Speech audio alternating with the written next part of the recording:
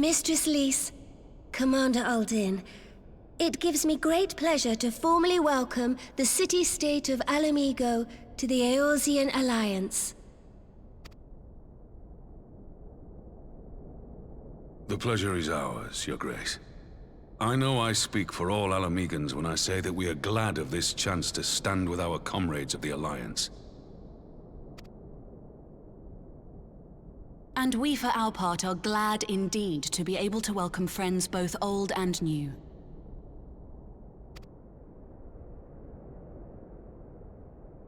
Lord Hien of Doma, at your service. Pray, accept my heartfelt thanks for your generous invitation. Nay, 'tis we who must thank you for journeying so far. And 'twould be remiss of me not to acknowledge the part the Scions of the Seventh Dawn have played in bringing all of us together. In times of great unrest, you and yours have been our constant companions, without whom we would not be here. With apologies to Lord Hien and Mistress Alisaie, it occurs to me that we have not gathered in this way since that fateful day in Uldar.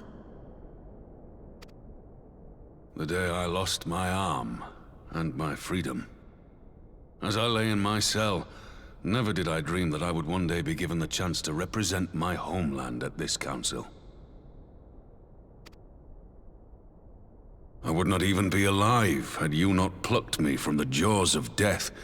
You, Yugiri, and Alphino. Would that the lad could be with us.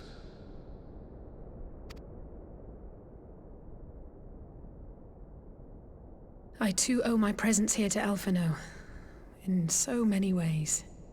Until such time as he returns, I mean to carry on his good work as best I can.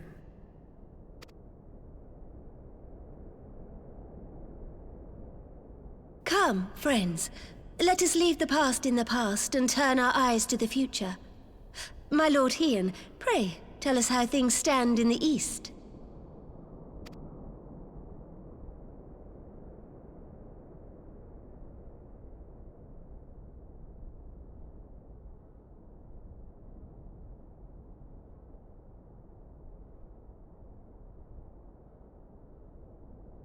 Having heard the rumors of dissent in Garlemald, I dared to dream of a peaceable solution.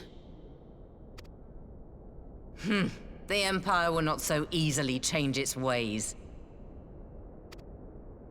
If the Garleans have a mind to take back Doma and Ala Mhigo, we'll be hard-pressed to stop them, even with the might of 6 nations. But while we lack the strength to fight the tide, a course may yet present itself, if we read the winds aright. The winds suggest but one course to me. One which leads from the sea unto the river and thence to the source of all our woes. The Ascians. Indeed. All here have felt their blighted touch. It was the bringers of chaos who nurtured the Archbishop's tyrannical ambitions. They who bestowed upon him the secrets of summoning, as they have so many others before and since. And while they remain, we shall know no peace. Our objective is clear. The question is how to achieve it. That our enemy parades about in Xenos' skin poses problems in itself, but ere we get to them, how are we to infiltrate the Empire and get close enough to strike?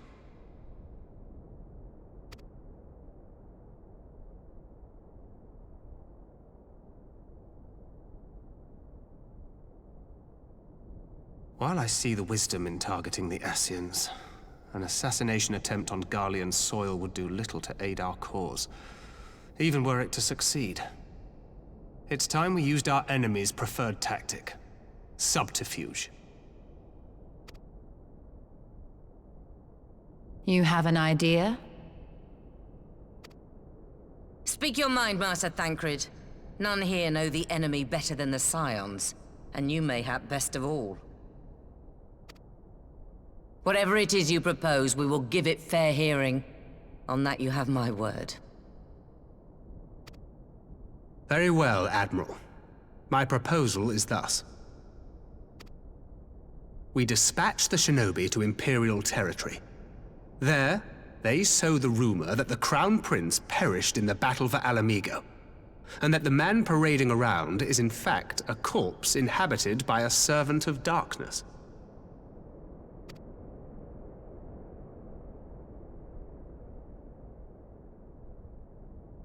Well, it does have the ring of truth about it. And were the Garleans to learn that their future ruler is a puppet, the Empire would be shaken to the core.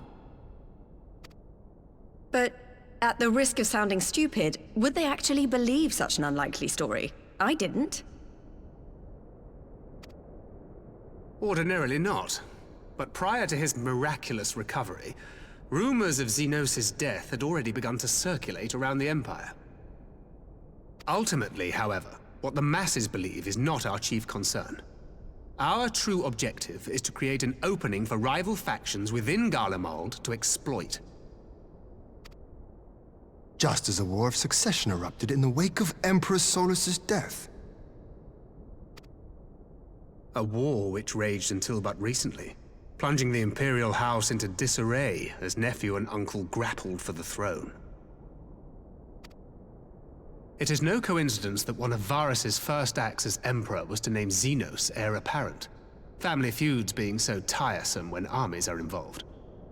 Not all welcomed his choice of successor, however. There is no shortage of individuals who aspire to the throne, who would jump at any chance to seize power. The news that Xenos is not only dead, but a puppet to diabolical forces would be too enticing to ignore. The Empire would not be quick to recover from a second war of succession. I am no stranger to infiltrating Imperial territory. With a team of operatives gathered from among the Alliance's finest, the plan should have a reasonable chance of success. Doma already has shinobi in place throughout the provinces. We stand ready to act, and act we must. What say you all?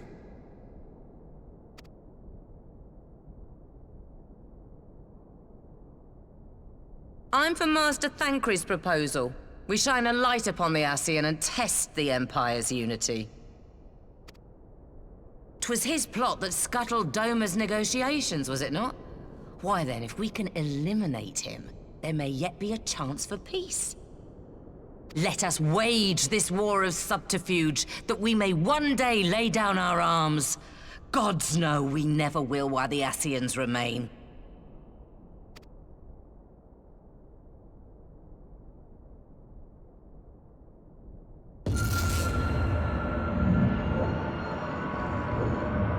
That way. Sorrow.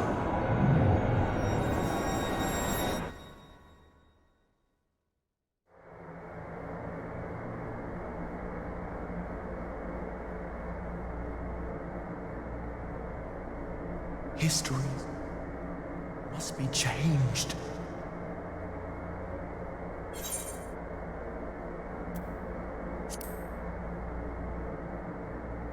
Ahead looms a calamity. Ahead looms light, expunging all form and life. Twin dooms only you can forestall. Only you. What's the matter?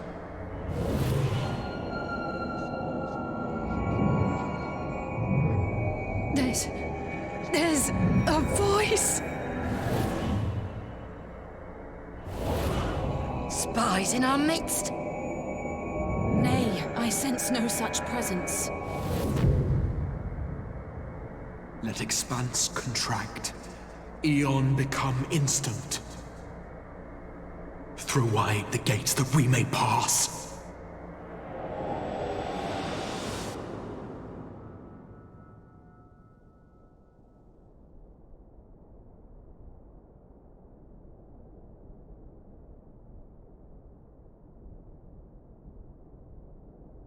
Is it over?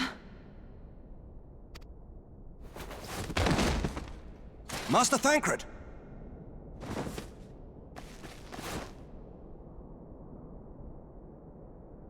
quell for Fend. Bear him to a private chamber. Have every healer make ready. Swiftly!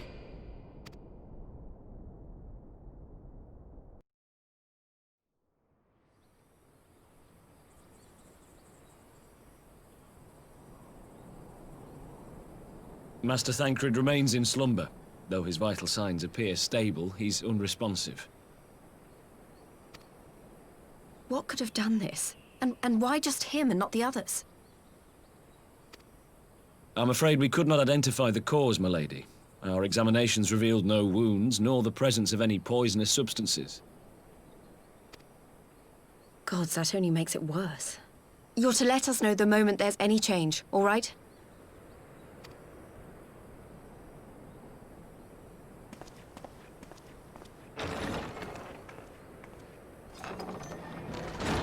Thank you for coming. Knowing Thancred, he would apologize for being otherwise engaged at so crucial a juncture.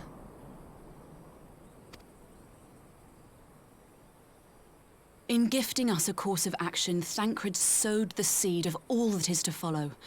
We have but to nurture it as best we can. To him, I would say, rest easy, that he may wake to enjoy the fruits of our labors. Now, the matter of the mysterious voice must not be forgotten. Will you tell me exactly what happened? Alize and I heard a voice in the moments before Thancred collapsed. It was accompanied by a severe headache, as if something were clutching at our minds. Did you experience the same thing?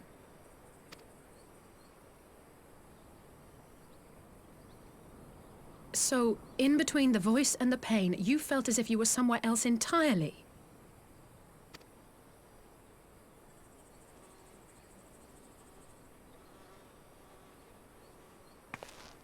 Your testimony confirms my suspicion.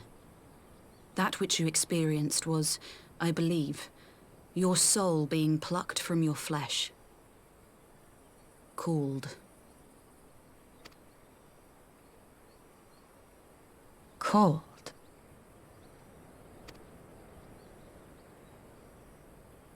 I myself examined Thancred. Reach out as I may, I could not sense in him the spark of life that is his soul.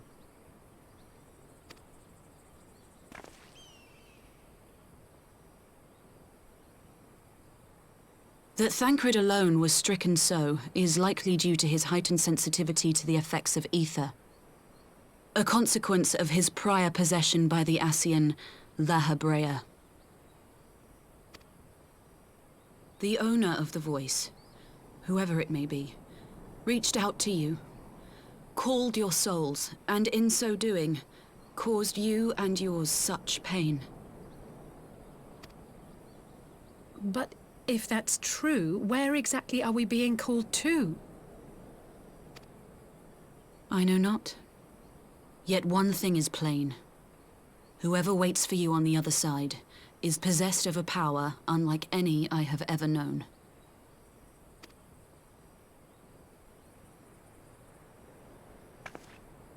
Forgive us, Lys, but may we leave Thancred in your care for a time? As if you had to ask. I may not be a scion anymore, but I'm no less a friend. Don't worry. I'll see to it that Thancred's well looked after. Just focus on solving this mystery, all right? Thank you, Lys. As the Elder Seedseer says, 'tis no ordinary individual we are dealing with. Nor can we discount the possibility of Ascian involvement. Whoever or whatever is behind this, the sooner we find out, the better.